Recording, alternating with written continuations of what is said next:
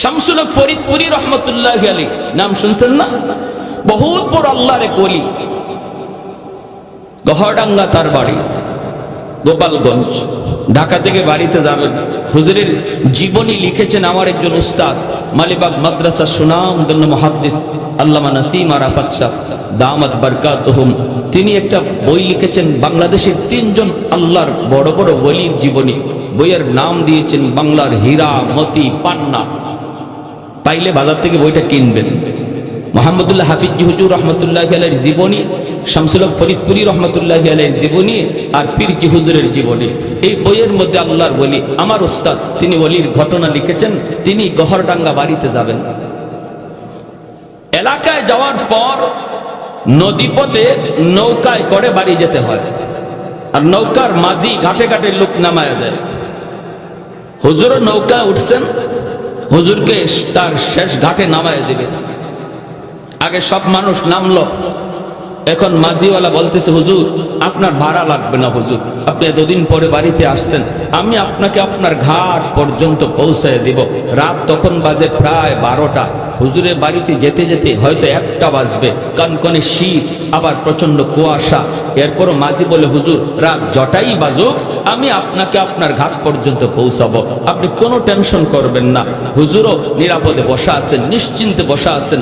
এই অবস্থায় বাড়ি পৌঁছেন নাই, এর আগেই হুজুর বলতেছেন বাবা তুমি আমাকে এখানে নামায়া দাও, আমার এখানেই নামায়া দাও, আমি এখান থেকে পায়ে হেঁটে বাড়ি যাব। মাঝি কই হুজুর এটা কোন কি, এখান থেকে আপনি বাড়িতে যেতে হলে বিশাল বড় একটা হাওর আপনাকে পাড়ি দিতে হবে পায়ে হেঁটে, আর রাত বাজে প্রায় 2টা, কনকনে শীত, প্রচন্ড কুয়াশা, কিচ্ছু দেখা যায় না।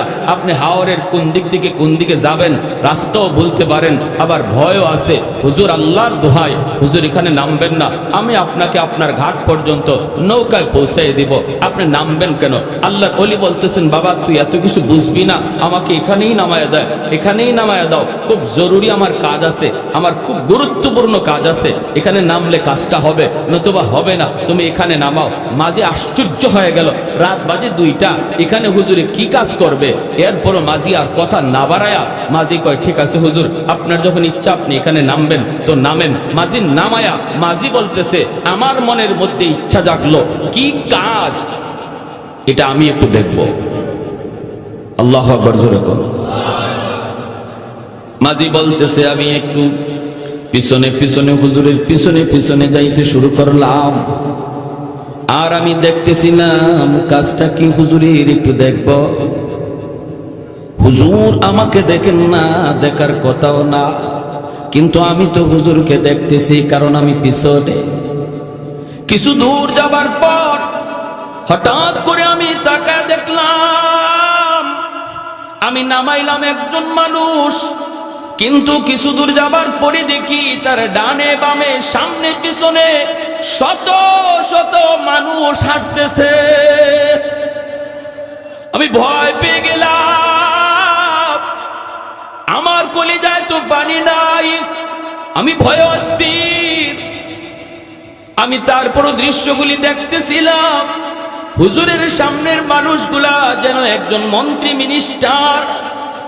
মন্ত্রী মিনিস্টার হাঁটলে পরে যেমন ভাবে তারে পাহারা দিয়া নিয়ে যাওয়া হয়, এইভাবে শত শত মানুষ পাহারা দিয়া হুজুরকে সামনে নিয়ে যাইতেছে।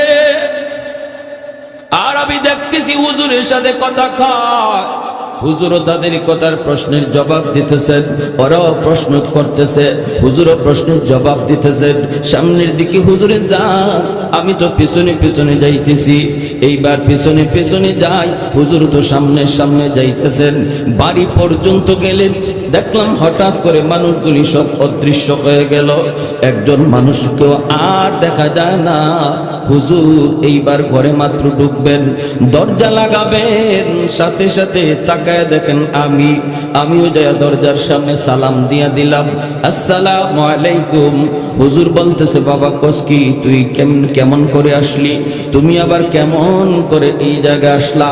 কয় হুজুর আমি আপনার পিছনে পিছনে রওনা দিয়েছিলাম দেখার জন্য কি কাজ, কি জরুরি কাজ। হুজুর এইবার দৌড় দিয়া বের হয়ে আইসা তারে বুকে জড়ায় ধরলেন, আর বলতেছেন বাবা কথা দাও কথা দাও, আমার জীবদ্দশায় তুমি এই কথা কাউকে বলবা না। জোরে কোন সুবহানাল্লাহ।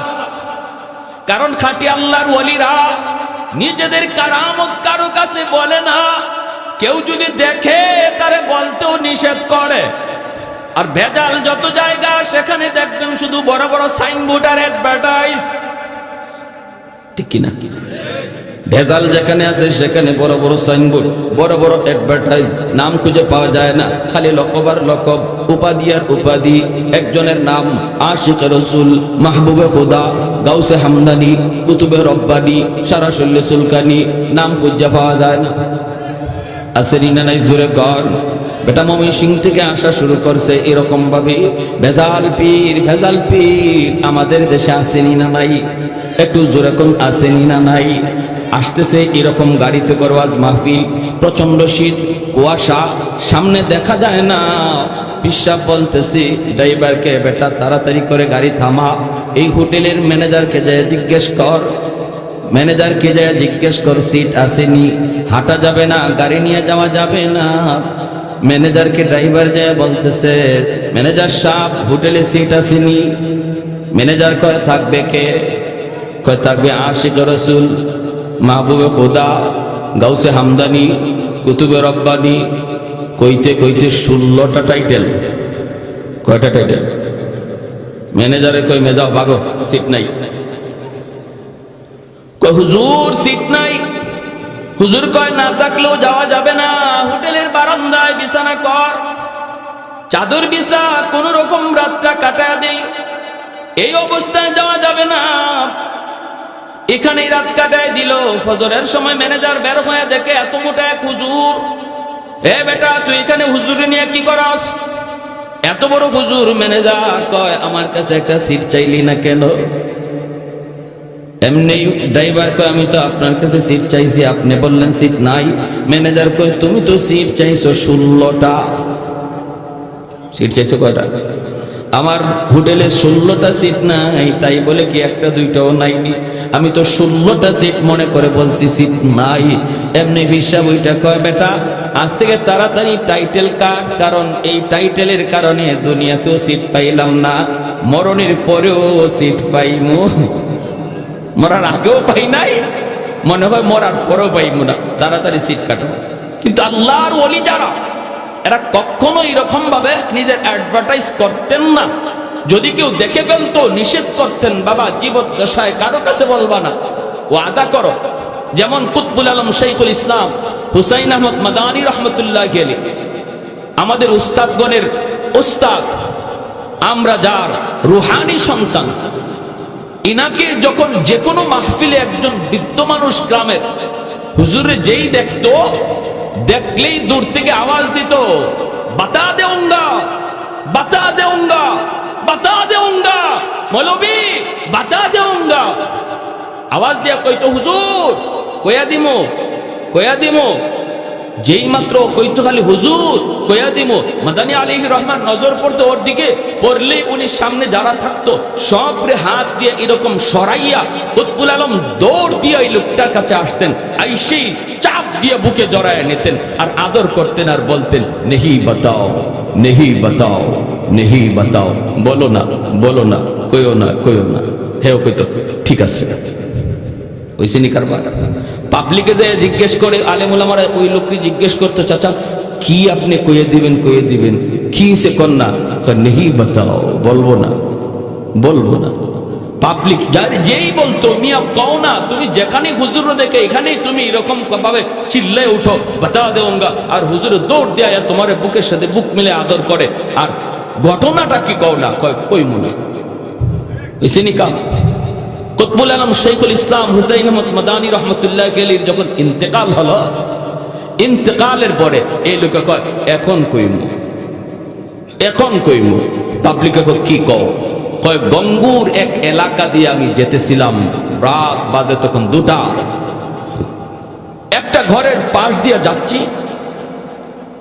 হঠাৎ করে আমি দেখলাম এই ঘরের ভিতরে জিকিরের আওয়াজ, আর এই জিকিরের আওয়াজের সাথে ঘরের দরজা জানালা ঘরের দেয়াল সব জিকির করতেছে। যে মানুষটা ঘরের ভিতরে জিকির করে তার জিকিরের সাথে দরজা জানালা সহ সমস্ত ঘরের বেড়াগুলি পর্যন্ত লাফায় লাফায় জিকির করতেছে। এই দৃশ্য দেখে আমি থেমে গেলাম। ঘটনা কি, ঘরে কে কে এমন জিকির করে, কে এত বড় বুজুর্গ, কে এত বড় আল্লাহর কুতুব। আমি আজকে নির্বিলি দাঁড়ায় রইলাম যে দেখি ওই মানুষটাকে। একটু পরে দেখি ফজরে আজান হলো, ওই মানুষটা দরজা খুললেন, তিনি মসজিদে যাবেন। দরজা খুলতেই দেখি তিনি আর কেউ নন, তিনি কুতবুল আলম শাইখুল ইসলাম হুসাইন আহমদ মাদানী রহমতুল্লাহ। আমার দেখেই হযরত দৌড় দিয়ে এসে আমার বুকে জড়ায় ধরছেন, ধরে বলতেছেন তুমি কিছু দেখছো? কই হুজুর সব দেখছি। সুবহানাল্লাহ কর না। তুমি কিছু দেখছো? কই সব দেখছি।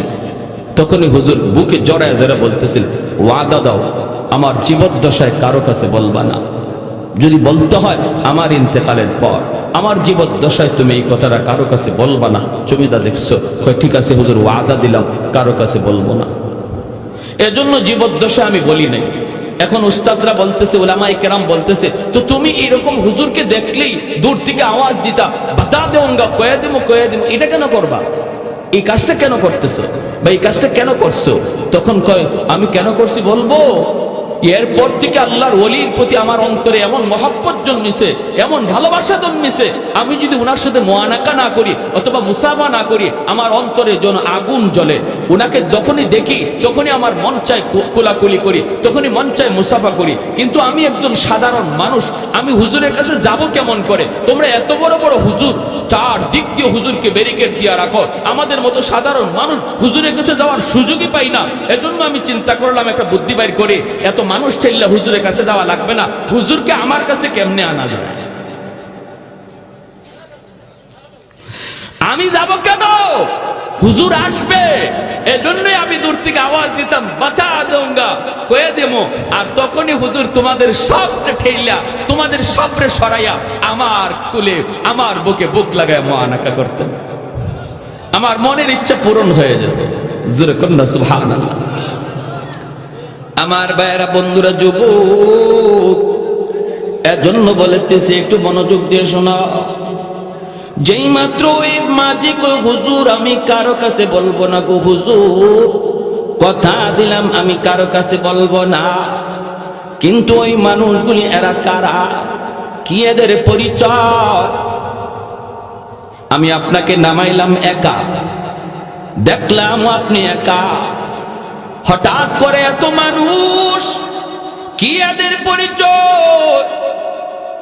আল্লাহর ওলি তখন বলেন বাবা তাহলে আমি ঘটনাটা তোমাকে খুলে বলি রে বাবা, কারো কাছে তুমি বইল না, আমার জীবদ্দশায় তুমি কারো কাছে বলবা না।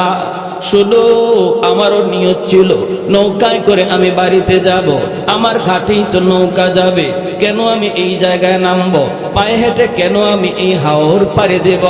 রাত বাজে 2টা, প্রচন্ড শীত, কনকনে কুয়াশা, এই যে রাস্তাগুলি দেখা যায় না। আমারও তো নিয়ত ছিল বাড়িতে যাব নৌকায় করে, পায়ে হেঁটে নয় রে। হঠাৎ করে এই এলাকার জিন্নাতের সর্দার আমার কানে কানে আইসা বলতেছে হযরত, সালাম দিয়ে কয় হুজুর আজ দীর্ঘদিন যাবত আমরা আপনার অপেক্ষায়, আমাদের ভিতরে অনেকগুলি সমস্যা চলতেছে, সমাধান দেওয়ার মতো কেউ নাই, কেউ নাই, কেউ নাই, মারামারি লাগার সম্ভাবনা রয়েছে, যে কোনো মুহূর্তে খুন খারাপি হয়ে যেতে পারে।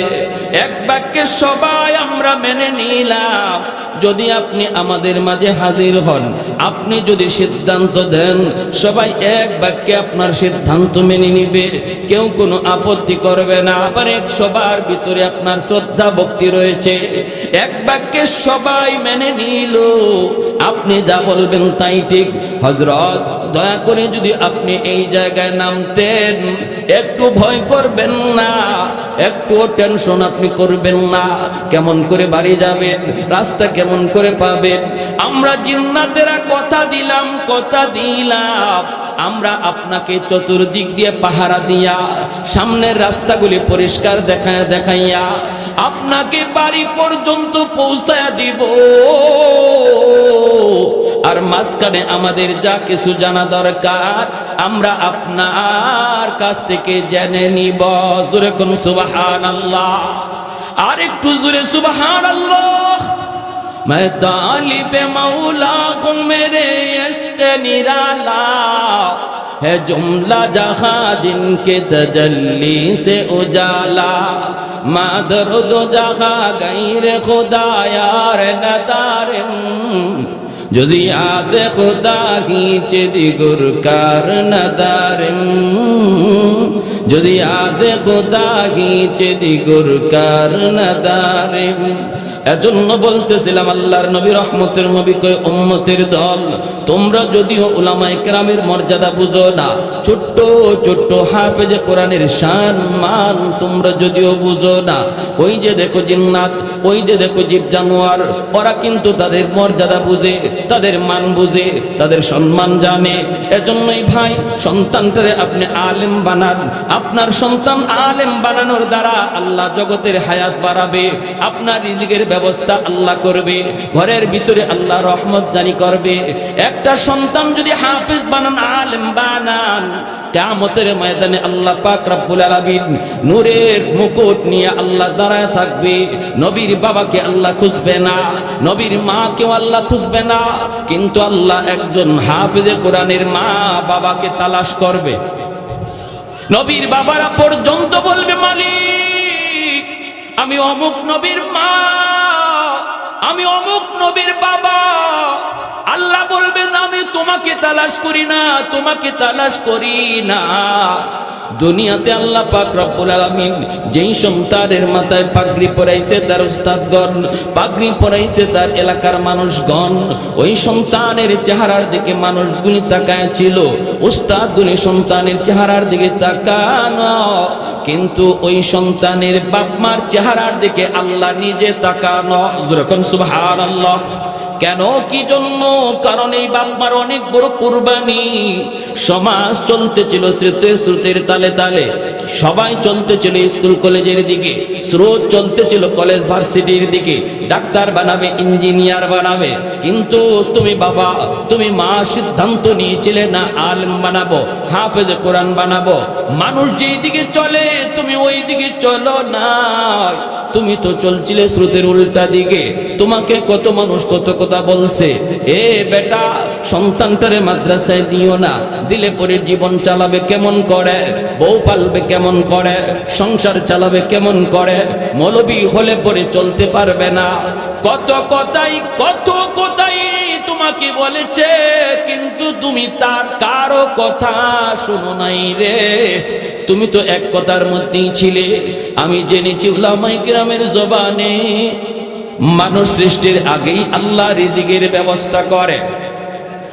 আমার আব্বা যখন আমাকে মাদ্রাসায় দিবেন, আমার চাচারা বিরোধিতা করেছেন। সবাই জেনারেল শিক্ষাতে শিক্ষিত, সবাই জেনারেল শিক্ষায় শিক্ষিত। চাচারা বলছে পোলাটা স্কুলে বৃত্তি পেয়েছে, কেন তারে আপনি মাদ্রাসায় দিবেন? চলবে কেমনে, খাইবে কেমনে, জীবন চালাবে কেমন করে? কিন্তু আমার আব্বাও একই কথা বলেছেন, আলেমদের জবানে শুনেছি গো, মানুষ সৃষ্টির আগে আল্লাহ রিজিকের ব্যবস্থা করেছে। অতএব না না, আমি তোমাদের কোথায় কান দিব না। সমাজের শ্রুতির উল্টা দিকে চলছে যে বাপ মা, আল্লাহ ওই বাপ মাকে হাসরের মাটি নিজের হাতে আল্লাহ পুরস্কৃত করবেন। জোরে বলি সুবহানাল্লাহ। আল্লাহ নিজে বলেন, নবী হাদিস শরীফে শুনাইছেন, মান কারা আল কোরআন ওয়া আমিলা বিমা ফিহি উলবিসা ওয়ালিদাহু তাজান ইয়াউমাল কিয়ামাহ। কিয়ামতের ময়দানে আল্লাহ পাক নূরের একটা মুকুট লয়ে দাঁড়ায় থাকবে। হাফেজে কোরআনের মা, আলেমের বাপ মা ইনশাআল্লাহর সামনে দাঁড়াবে। আল্লাহ বলবে, আজ হাসরের ময়দানে আমি আল্লাহ তোমাদেরকে খুঁজতেছি। দুনিয়াতে তোমাদের সন্তানের মাথায় পাগড়ি পরাইছে ওস্তাদ, আজ হাসরের ময়দানে তোমরা বাপ মার মাথায় পাগড়ি পরাবো আমি আল্লাহ। এতটা ইজ্জত, এতটা সম্মান। এজন্যই মোহাম্মদুল্লাহ হাফিজ জি শিশুকালে কোরআন শিক্ষা করার জন্য ওই যে ভারতের পানিপথে যাওয়ার জন্য পাগল। কারণ উলামায়ে কেরামের খাতিরে আল্লাহ জমিন টিকায় রাখছে। এই কথাটা ওলি আল্লাহরা ভালো করে বুঝতেন, বিদায় জায়গায় জায়গায় মাদ্রাসা তৈরি করেছেন। মুহাম্মদুল্লাহ হাফিজি ছোট্ট বালক, 10 বছরের বালক, ভারতের পানিপথ যাবেন কোরআন শিক্ষা করার জন্য। নোয়াখালী এলাকায় তার জন্ম। 10 মাইল তিনি পায়ে হেঁটে চলে আসলেন চাঁদপুর লঞ্চ ঘাটে। ছোট্ট বালক, কেমন করে তিনি ভারত যাবেন তিনি তো জানেন না, কিন্তু আল্লাহর উপর ভরসা করে তিনি বের হয়ে গেলেন। নদীর পাড়ে হাঁটতেছেন, কোন লঞ্চে উঠবেন তাও জানেন না। হঠাৎ করে একজন মানুষ নদীর পাড়ে এসে কয়, বাবা তুমি এখানে কেন হাঁটো, কই যাইবা? মুহাম্মদুল্লাহ হাফিজি বলতেছে, চাচা যান, আমার বাড়ি নোয়াখালী, আমি যাব ভারতের পানিপথ। কেন যাইবা? কয় কোরআন শিক্ষার জন্য, নবীর নায়েব হওয়ার জন্য, সিনার ভিতরে কোরআন নেওয়ার জন্য। আমি তো যাব, কিন্তু কোন লঞ্চে উঠবো তা তো জানি না। লোকটা কই, বাবা লঞ্চ তো যাবে খুলনা, খুলনার পরে তো তোমাকে আবার রেলে যাওয়া লাগবে, ট্রেনে যাওয়া লাগবে ভারত। খুলনা পর্যন্ত তোমার কোনো টেনশন নাই, আমি তোমার দায়িত্ব নিলাম, কারণ আমি একজন খুলনার প্যাসেঞ্জার, আমি তোমার দায়িত্ব নিলাম রে বাবা, টেনশন নাই, খুলনা পর্যন্ত আমার সাথে থাকবা। এই ব্যবস্থাটা করে দিছেন কে? আর একটু জোরে বলেন না কে? যে ব্যক্তি আল্লাহর উপর পূর্ণ ভরসা রাখে, ওয়া মাইয়া তাওয়াক্কাল আলাল্লাহ ফাহুয়া হাসবু, তার জন্য যথেষ্ট হয় কে? আল্লাহ। লঞ্চে উঠলেন, টিকেটটা পর্যন্ত ওই মুরব্বী মানুষ কেটে দিল। একটু মনোযোগ দিয়ে শুনেন শুধু সামনে কি কাহিনীটা ঘটছে। তিনি লঞ্চে উঠলেন, ওইটা টিকেটটা কেটে দেওয়া হলো। সামনের দিকে যাইতেছেন, তিনি খুলনা যায় নামলেন। লোকটা চলে গেল। এরপরে লোকটা বলল, বাবা এখান পর্যন্ত আমার দায়িত্ব ছিল, এখন এখান থেকে কেমন করে পানিপথ যাবা আমি জানি না রে বাবা, ওই লাইন ঘাট আমার জানাও নাই। আল্লাহর ওলি মুহাম্মদুল্লাহ হাফিজি, আল্লাহর ওলি মুহাম্মদুল্লাহ হাফিজি 10 বছরের বালক, একা একা তিনি হাঁটেন। কোথায় সেই রেল স্টেশন কিছুই তিনি জানেন না। হঠাৎ করে একটা পাগলা কুকুর ওনার পায়ের মধ্যে কামড় মারল। হাউমাউ করে কান্না শুরু করে দিছেন, হাউমাউ করে কাঁদতেছেন। এলাকার মানুষেরা জমা হয়ে গেল। মানুষেরা জমা হয়ে তাড়াতাড়ি করে ওনাকে ধরল, কুকুর ছাড়াইল। মানুষদের চায়া দেখে চেহারার মধ্যে বড় মায়া। যেই মানুষটা বড় হলে পরে আল্লাহর ওলি হয়, শিশুকালে আল্লাহ তার চেহারার ভিতরে নূর দিয়া দেয়, মানুষের মহব্বত ঢুকায়া দেয়, মানুষের মহব্বত ঢুকায়া দেয়। মানুষগুলি ওনাকে কুলে নিয়ে হাসপাতালে চলে গেল। হাসপাতালে গেল।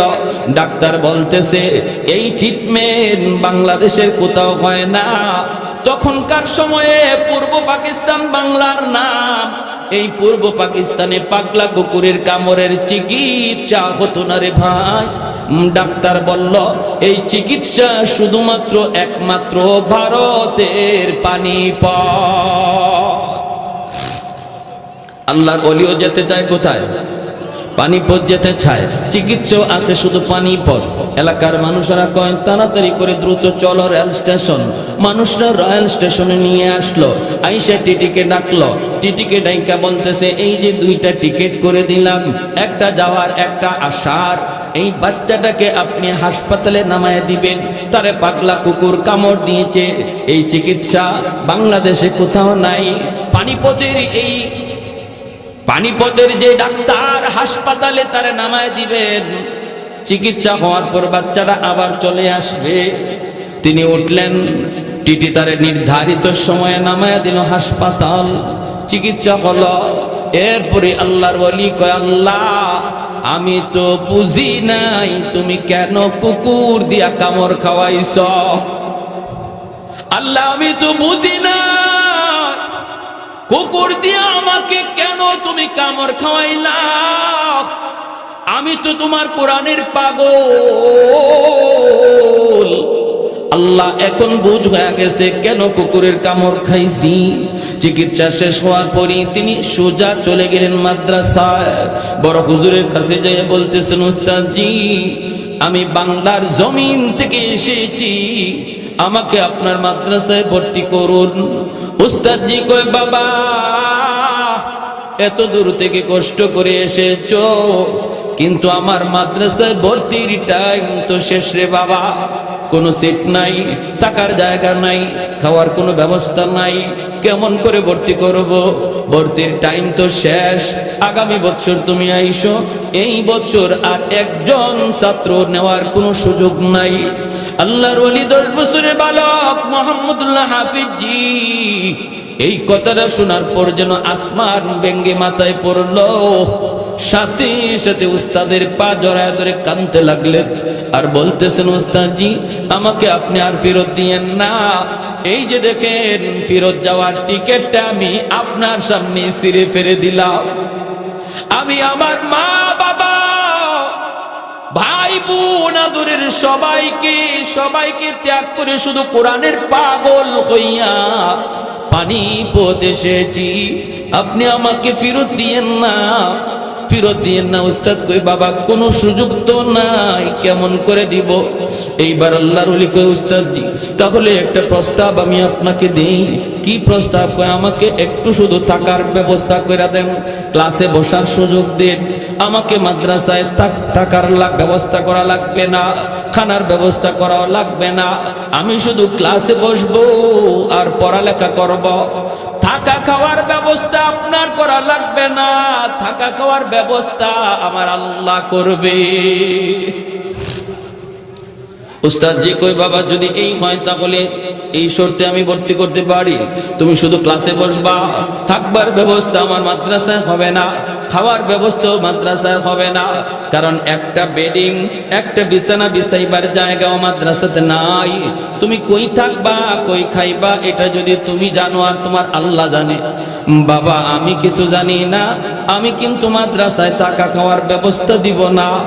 আল্লাহর ওলি ভর্তি হয়ে গেলেন, ক্লাসে বসার সুযোগ পাইয়া সারাদিন তিনি কোরআন শিখেন রে যুবক। বিকাল বেলা তিনি বের হয়েছেন, থাকবেন কোথায়, খাইবেন কোথায়, থাকার জন্য আগে ব্যবস্থা করা লাগবে। এলাকার ভিতরে ঢুইকা একটা মসজিদে তিনি মাগরিবের নামাজ পড়লেন, এশার নামাজও পড়লেন। সবাই এশার নামাজ পড়ার পর বাড়ির দিকে যাবে, সবাই তো যার যার ঘরের দিকে যাবে। খাদেম সাহেব মসজিদের দরজা লাগাইতে চায়, হঠাৎ করে তাকায় দেখে একটা ছোট্ট বালক মাগরিবও পড়লো, এশাও পড়লো, কোথাও গেল না। এশার পরে সবাই বাড়ি যায়, আর এই ছোট্ট বালকটা মসজিদের কোনায় বসে বসে কান্দে। খাদেম যায় কই, বাবা কোথায় তোমার বাড়ি, কোথায় এসেছো? এখানে তোমার আপন বলতে কেউ আছে কিনা বলো? সবাই তো যার যার বাড়ির দিকে যায় রে বাবা, আমি তো মসজিদের দরজা লাগায় দিব, আমি তো লাগায় আমিও বাড়ি চলে যাব। তুমি কোথায় যাইবা? তুমি তাড়াতাড়ি বের হও। মোহাম্মদুল্লাহ হাফিজ জি তখন কান্দেন আর বলেন, উস্তাদজি আমি তো এই এলাকার কেউ না, এই এলাকাতে আমার কোনো ঘর নাই, বাড়ি না, আপন বলতে কেউ এই জায়গায় নাই। আমার এখানে আপন বলতে কেউ নাই, বাড়ি হলো আমার পূর্ব পাকিস্তান অর্থাৎ বাংলার জমিন। আমি আপনাদের এলাকার মাদ্রাসায় লেখাপড়া করার জন্য এসেছি, কিন্তু মাদ্রাসায় শুধু ভর্তি হওয়ার সুযোগ পেয়েছি, থাকা খাওয়ার কোনো ব্যবস্থা নাই গো। এজন্য আমি পড়ালেখা শেষ করে গ্রামে ঢুকলাম, একটু থাকার জন্য জায়গা চাই। উস্তাদজি আমাকে যদি আপনি একটু মসজিদের বারান্দায় থাকার ব্যবস্থা করে দিতেন তাহলে আমি আপনার কাছে চিরকৃতজ্ঞ থাকব। আমাকে মসজিদের বারান্দায় যদি একটু থাকার সুযোগ দিতেন। খাদেম তখন বলতেছে, বাবা রে আমি তো মসজিদের বারান্দায় তোমাকে থাকার সুযোগ দিতে পারবো, কিন্তু এই শীতের রাত, এই শীতের বাতাস তুমি কেমন করে সহ্য করবা? আর কেউ খাওয়াইতে পারবে না, আমাদের এলাকা বড় গরিব, খাওয়ানোর মতো কোনো লোক নাই, থাকার জন্য যদি তুমি একটু জায়গা চাও রে, বারান্দায় দিতে পারবো, কিন্তু খাওয়ার কোনো ব্যবস্থা করা যাবে না। আল্লাহর ওলি তখন বলেন, উস্তাদজি খানার ব্যবস্থা লাগবে না, আমাকে থাকার একটু জায়গা দেন। শীতের বাতাস যতই শীত হোক না কেন, আমি আল্লাহর কোরআনের খাতিরে হজম করে নিব। ভাইরে, এই মসজিদের বারান্দায় থাকার জায়গা পেলেন, এই কনকনে শীতের মধ্যেই তিনি কোরআন পড়েন, কিতাব পড়েন, দিন শিখতেছেন। এর ভিতরে রাত বেজে গেল 10টা, প্রচন্ড পেটের ক্ষুধা। এই ক্ষুধা নিয়ে তিনি এখন কোথায় যাবেন, কার কাছে যাবেন? বের হয়েছেন মসজিদ থেকে, বের হয়ে দেখেন পাশে একটা ভাঙ্গাচোরা বাজার। এই বাজারের মধ্যে একটা ভাঙ্গাচোরা হোটেল দেখা যায়। হোটেলের মালিক মাত্র হোটেলটা বন্ধ করবে, তিনি যাইয়ে একটা সালাম দিয়া বলতেছেন, চাচা যান, আপনার হোটেলে কোনো কাজ আসেনি, আমাকে কোনো কাজকর্ম দেওয়া যাবে নি, আমি আপনার হোটেলে কাম করব। এমনি মালিক কয়, বাবা আমার হোটেলটা অনেক ছোট্ট হোটেল, আমি একাই হোটেলটা চালাই, কোনো কর্মচারী রাখতে পারি না, বেতন দেওয়ার মতো আমার কোনো সামর্থ্য নাই, আমার কোনো লোক লাগবে না। আল্লাহর ওলি তখন বলেন, উস্তাদজি চাচাজি একটু সুযোগ দেন, আমি আপনার হোটেলের এই যে মানুষ খাওয়া দাওয়া করার পর বাসনগুলি জুটা কইরা ফালা গেছে, এই জুটা বাসনগুলি আমি নিজের হাতে পরিষ্কার করব, বিনিময়ে বেতন দেওয়া লাগবে না, আমি বেতন চাই না। রাত 10টার পরে প্রতিদিন আপনার হোটেলে ঢুইকা এই থালা বাসনগুলি আমি নিজের হাতে ধুইব গো, বিনিময়ে 2টা বাসি রুটি দিবেন, যেই রুটিগুলা মানুষ খায় না, এমন 2টা বাসি রুটি আপনি আমাকে দিবেন। শক্ত 2টা রুটি, একটা রুটি আমি পানিতে ভিজায়া সারা রাত চালায়া দিব, আর একটা রুটি আমি দিনের বেলা খাবো। প্রতিদিন আল্লাহর ওয়ালি রাত 10টার পর ওই হোটেলে তিনি যাইতেন, হোটেলে যাইয়া তিনি কাজ করতেন, দুটা বাসনগুলি তিনি নিজের হাতে পরিষ্কার করতেন, কইরা বিনিময়ে 2টা রুটি পাইতেন। একটা রুটি সারা রাত তিনি ভিজে খাইতেন, আরেকটা রুটি দিনের জন্য রাখতেন। এইভাবেই তার লেখাপড়ার জীবন চলছে, লেখাপড়ার জিন্দেগি চলছে। বাইরে আজকে আপনাদের এই মাদ্রাসা কেমন করে এই জায়গায় প্রতিষ্ঠা পাইল, এর পিছনে কাদের অবদান, এই মাদ্রাসাগুলির পিছনের ইতিহাসটা একটু শুনেন। এমনি মাদ্রাসাগুলি তৈরি হয় নাই, আল্লাহর ওলি এইভাবেই তিনি কাজকর্ম করেন আর মাদ্রাসায় যান। অল্প দিনের ভিতরেই দেখা গেল মাদ্রাসায় তার সুনাম বয়ে গেল, উস্তাদের নজরে পড়ে গেলেন, আখলাক বড় সুন্দর, লেখাপড়ার মধ্যেও তিনি সবার আগে চলে গেলেন, 1 নাম্বার হয়ে গেলেন। উস্তাদরা বড় মায়া করতে লাগলো, পড়ালেখা চলছে, বড় হুজুর তিনিও দেখতেছেন মুহাম্মদুল্লাহ ক্লাসের মধ্যে 1 নাম্বার ছাত্র, যা পড়ে সাথে সাথে মুখস্থ হয়ে যায়। এইভাবেই দিন যায় রাত যায়, মসজিদের বারান্দায় থাকেন, হোটেলে কাম করেন। এই এলাকার একটা মানুষ হঠাৎ করে একদিন মারা গেল। ওই এলাকার সিস্টেম ছিল রে ভাই, জানাজার নামাজ হইতো মাদ্রাসার মাঠে জানাজার নামাজ হলো। এরপরে তাদের রসুম ছিল, রেওয়াজ ছিল, যেই লোকটা মারা গেছে তার সন্তানরা মাদ্রাসার একজন ছাত্রকে 40 দিন খাওয়াইতো, 40 দিন তারে খাওয়াইতো উস্তাদের কাছে। এইবার মুয়ারিজ গুলি ডাক দিয়া কয়, উস্তাদজি একজন ছাত্র দেন, আমরা 40 দিনের জন্য তারে খাওয়াবো রাখবো। বড় হুজুরের মনে পড়ে গেল মুহাম্মদুল্লাহর কথা, আমার মুহাম্মদুল্লাহ কই থাকে কই খায়, আমি জিগাইতে পারি না, জিগাইয়া কোনো লাভ হবে না, অথচ ক্লাসের মধ্যে সে 1 নাম্বার ছাত্র। বড় হুজুরের মনে পড়ে গেল আর ডাক দিয়া বলতেছে, বাবা মুহাম্মদুল্লাহ আয়, বাবা আয়, আজ থেকে আর আজ থেকে আর কোথাও থাকা লাগবে না। বাবারে 40 দিনের জন্য তোমার লজিং ঠিক হয়ে গেছে, ওই বাড়িতেই তুমি থাকবা, ওই বাড়িতেই তুমি খাইবা। যাও, তুমি যাও। বাবা শুনেছি তুমি মসজিদের বারান্দায় থাকো, হোটেলে কাম কইরা কইরা রুটি নিয়া রুটি খাও, আর কষ্ট করা লাগবে না। 40 দিনের জন্য তোমার থাকার ব্যবস্থা হয়ে গেছে। এই বইলা মুহাম্মদুল্লাহ হাফেজজিকে তিনি ওই বাড়িতে পাঠিয়ে দিলেন। ভাইরা বন্ধুরা, দিন যায় রাত যায়, তিনি ওই বাড়িতেই থাকতেছেন, পড়তেছেন, খাইতেছেন। মাদ্রাসায় আসেন, মাদ্রাসা থেকে যান, 1 দিন 2 দিন 10 দিন 20 দিন 30 দিন 39 দিন হয়ে গেল। লজিকের মেয়াদ আর মাত্র 1 দিন বাকি আছে রে। 1 দিন পরেই মুহাম্মদুল্লাহর লজিংয়ের মেয়াদ শেষ। সাথে সাথে এলাকার আরেকজন মানুষ মারা গেল। জানাজা মাদ্রাসার মাঠে হাজির। জানাজার পর